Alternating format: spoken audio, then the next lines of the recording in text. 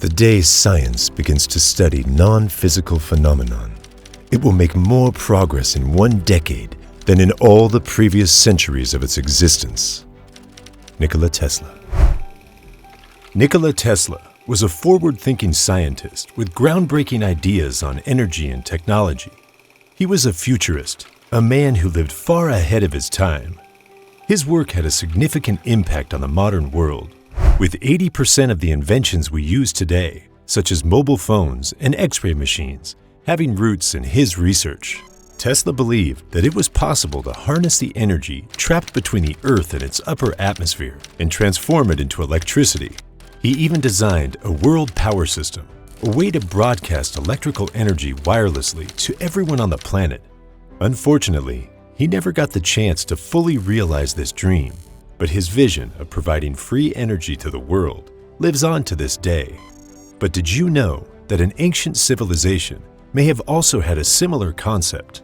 The Great Pyramid of Giza, a structure that has stood for thousands of years as the tallest man-made structure on Earth, is believed by some experts to be a power plant that creates wireless energy. The materials used in its construction, its design, and various features all seem to support this theory. In this video, we'll explore this fascinating idea and how it may be connected to Tesla's own vision of a world powered by clean energy.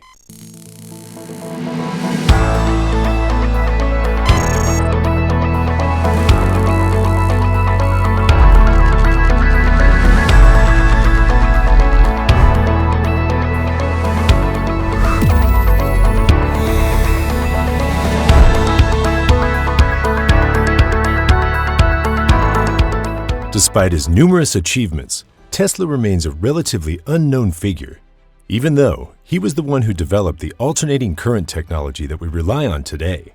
He was a true visionary, a man who believed in the possibility of bringing electricity to every corner of the globe. His contributions to science and technology have made him a forefather of modern technology, and if his revolutionary ideas had come to fruition, some of the technologies we use today might be entirely different.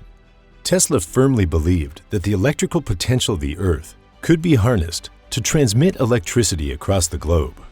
In 1905, he filed a patent titled The Art of Transmitting Electrical Energy Throughout the Natural Medium, which included designs for worldwide generators that could bring electricity to even the most remote parts of the planet.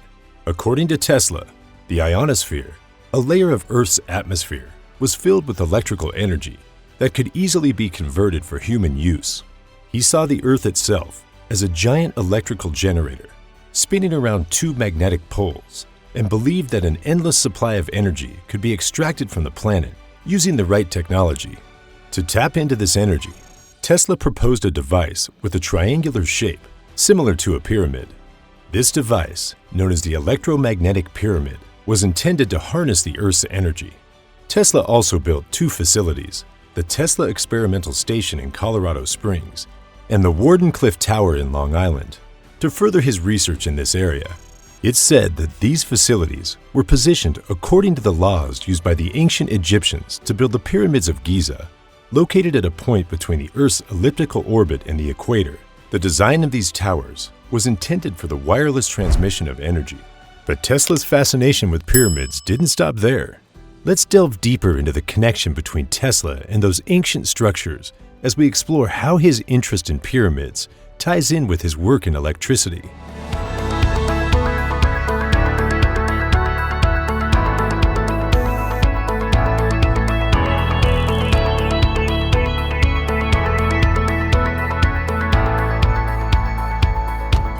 For decades, we've been told that pyramids were tombs used to bury pharaohs and their valuable artifacts. But did you know that the Great Pyramid of Giza lacks usual artifacts, hieroglyphs, and elaborate wall art found in other pyramids? Mainstream Egyptologists claim that the granite sarcophagus in the king's chamber of the pyramid once held Pharaoh Khufu's mummy. However, testing has shown that this sarcophagus doesn't contain any chemical evidence of a buried body. So if the Great Pyramid wasn't a tomb, what was its original purpose? Some theories suggest that the Great Pyramid was actually a kind of power plant.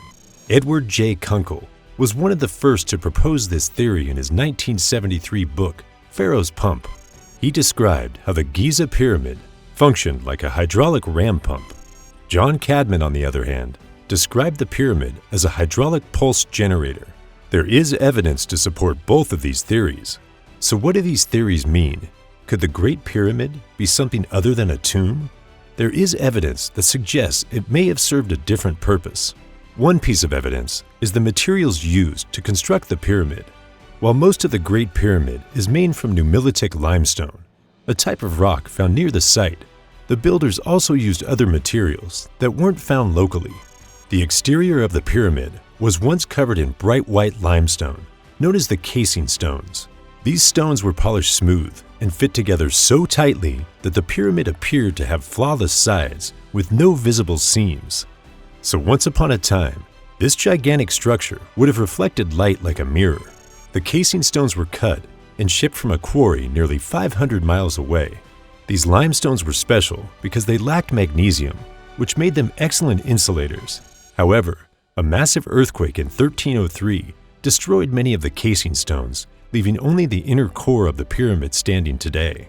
The inner chamber of the pyramid, including the king and queen's chambers and tunnels, are also built with a type of granite sourced from hundreds of miles away.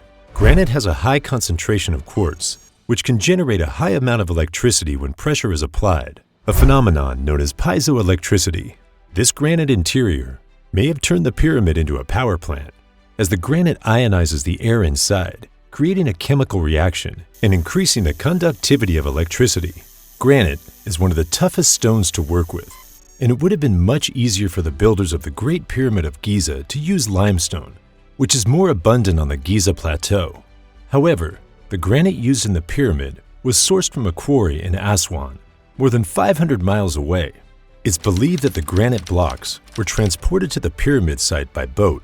The Great Pyramid stands at a height of 139 meters, with a base area of approximately 13 acres.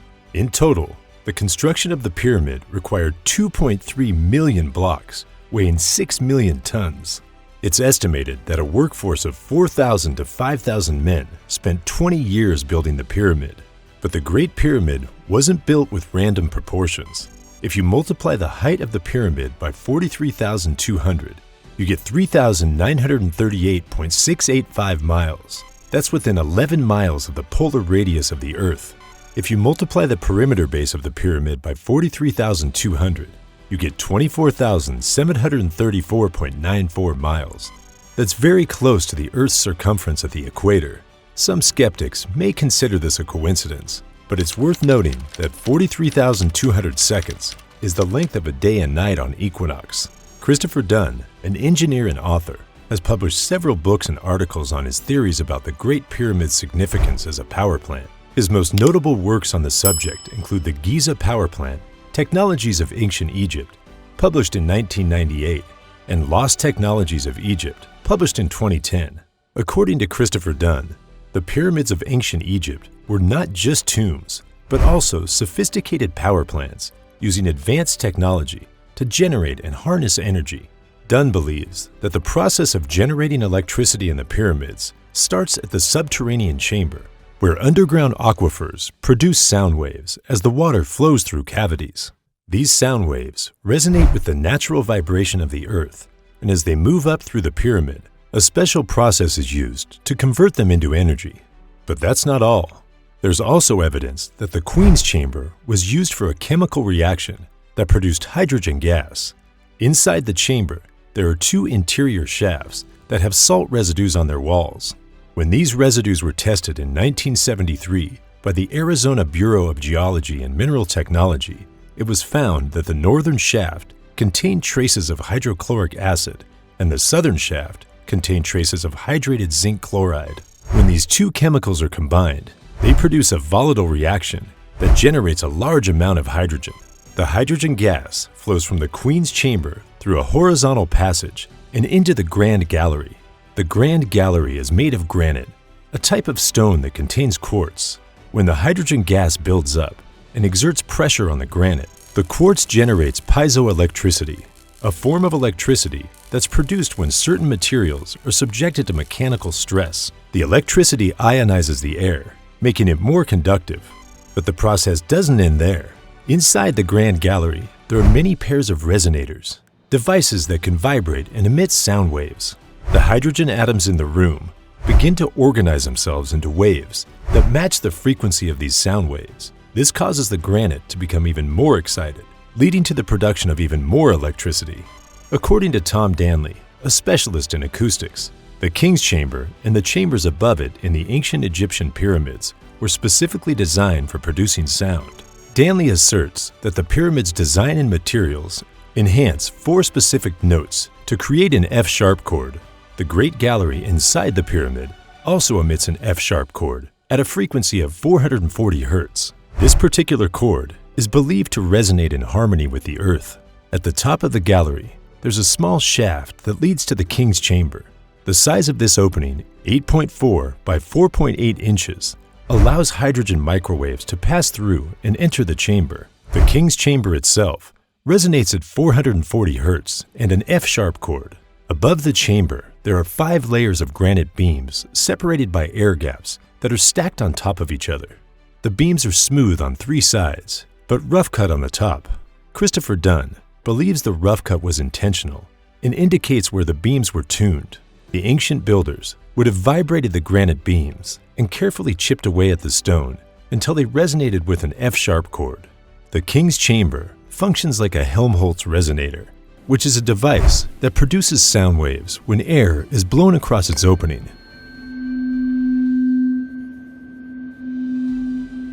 The pitch can be adjusted by changing the volume of liquid or stone within the chamber. While many people acknowledge that the pyramid has acoustic qualities, some were hesitant to accept the theory that it was also a power generator.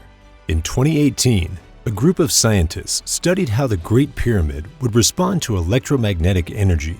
They used radio waves at various frequencies to see if the pyramid would interact with electromagnetic waves of a resonant length. Their experiments showed that in a resonant state, the pyramid can concentrate electromagnetic energy in its internal chambers as well as under its base.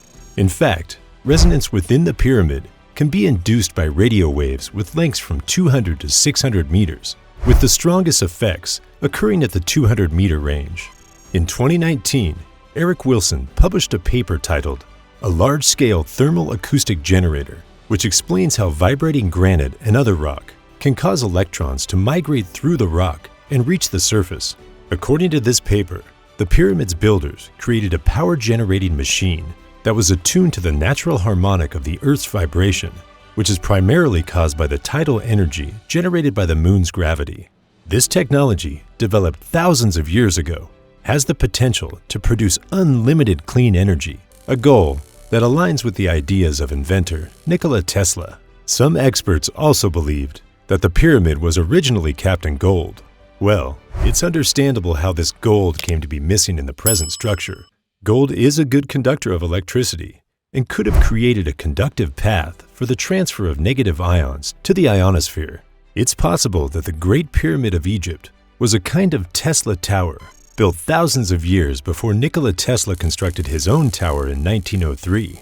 Like Tesla's Wardenclyffe Tower, the Great Pyramid was built on top of an aquifer and contains copper pipes and iron rods. When electricity was sent into Tesla's tower, it was meant to be transmitted around the world through the atmosphere. Similarly, if the capstone of the Great Pyramid was made of gold, the energy concentrated within the pyramid would have been drawn to the top and transmitted through the atmosphere. Tesla's wireless power distribution system utilized the resonance of the Earth, much like the pyramids. And just like the pyramid, Tesla's tower would have been able to generate unlimited, clean, and virtually free energy for all people on Earth. So is it possible that the pharaohs of ancient Egypt used the unlimited clean energy produced by the Great Pyramid of Giza to power their homes? While there isn't much evidence to back up this claim, there is a fascinating theory that supports the idea of the Great Pyramid serving as a power plant. This theory is certainly worth considering and exploring further. In 1989, Belgian author Robert Bouville proposed that the alignment of the 3 Giza pyramids corresponds with the stars in Orion's belt. This idea was later expanded upon by Adrian Gilbert and Graham Hancock. But the interesting thing is that these pyramids don't align with the position of the Orion Belt as it appears in the sky today. Instead, they align with where the constellation was located almost 13,500 years ago. Another piece of evidence that supports the idea of an ancient, advanced civilization is the fact that the Great Sphinx exhibits signs of heavy water erosion, which is thought to have been caused by prolonged rainfall. However, the Giza Plateau has had an arid climate since the time of the pharaohs, so this type of heavy rainfall would have only been possible during the younger Dryas period, or the end of the Ice Age, around 9700 BC. All of this evidence seems to suggest that an ancient civilization with the knowledge to create unlimited energy existed in the past, but due to catastrophic events like melting glaciers and massive floods at the end of the Ice Age, this civilization eventually vanished. Then, many thousands of years later, the Egyptian civilization would have used these structures built by their ancients for ceremonial and ritualistic purposes. So what happened to Tesla's towers and his research into energy? Nikola Tesla was a firm believer in a source of clean energy. This is why he fiercely opposed coal-burning power plants and saw rich capitalists who profited from the fossil fuel industry as ignorant, unimaginative people consumed by self-interest. However, he did depend on wealthy industrialists for his research funding. Nikola Tesla began his Wardenclyffe Tower project, later known as the Tesla Tower, with an investment of $150,000 from financier J.P. Morgan. The tower was initially intended for intercontinental wireless communication, but after Guglielmo Marconi had success with his own wireless transmission experiments, Tesla decided to expand the project to transmit power around the world. He had already demonstrated that wireless power could work on a small scale, famously illuminating light bulbs scattered on the ground when a Tesla coil was activated nearby. When he explained his revolutionary technology to J.P. Morgan and requested more funding to complete the project, Morgan instead withdrew his support, claiming breach of contract. This was because Morgan owned companies that would become obsolete with the widespread adoption of Tesla's technology. Instead of supporting Tesla, Morgan chose to fund Tesla's competitors, Edison and Marconi, who were improving upon and profiting from Tesla's inventions. Morgan also spread the word to other wealthy investors to avoid Tesla, effectively blacklisting him. By 1915, Tesla had accumulated so much debt that the bank foreclosed on the Wardenclyffe property. The tower was demolished in 1917 and sold for scrap, and the project was never completed.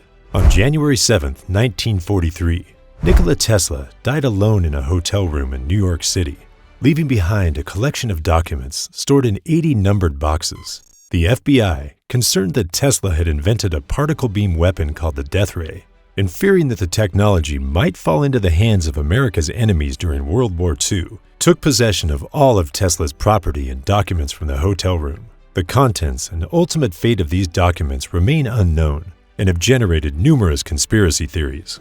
In 2016, the FBI declassified some 250 pages of Tesla-related documents under the Freedom of Information Act, with 2 additional releases following in 2018. However, many questions about Tesla's files remain unanswered, and 20 of those 80 boxes confiscated at Tesla's hotel room are still missing.